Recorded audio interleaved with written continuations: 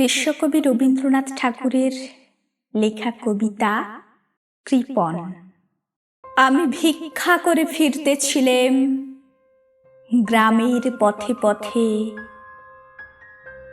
তুমি তখন চলেছিলে তোমার স্বর্ণরথে। অপূর্ব এক স্বপ্ন সব লাগতেছিল চক্ষে মম।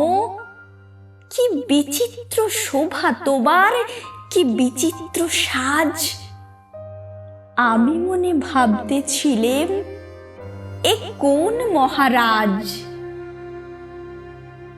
আজি শুভক্ষণে রাত পোহালো, ভেবেছিলাম তবে আজ আমারে দ্বারে দ্বারে ফিরিতে নাহি হবে।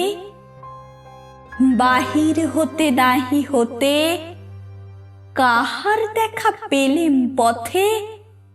চলিতে রথ ধনধান্য ছড়াবে দুই ধারে।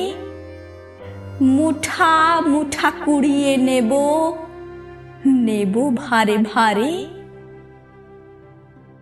দেখি সহসা রথ থেমে গেল আমার কাছে এসে। আমার মুখ পানে চেয়ে নামলে তুমি হেসে। দেখে মুখের প্রসন্নতা জুড়িয়ে গেল সকল ব্যথা। হেনকালে কিসের লাগি তুমি অকস্মাৎ আমায় কিছু দাও গো বলে বাড়িয়ে দিলে হাত। মরি, এ কি কথা রাজা ধীরাজ, আমায় দাও গো কিছু। শুনে ক্ষণকালের তরে রইনু মাথা নিচু। তোমার কি বা অভাব আছে ভিখারি ভিক্ষুকের কাছে। এ কেবল কৌতুকের বশে আমায় প্রবঞ্চনা। ঝুলি হতে দিলেম তুলে একটি ছোট্ট কণা।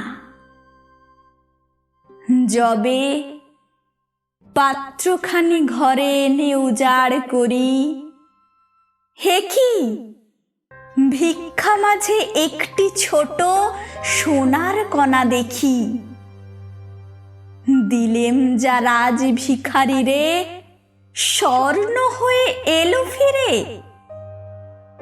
তখন কাঁদি চোখের জলে দুটি নয়ন ভরে। তোমায় কেন দিইনি আমার সকল শূন্য করে।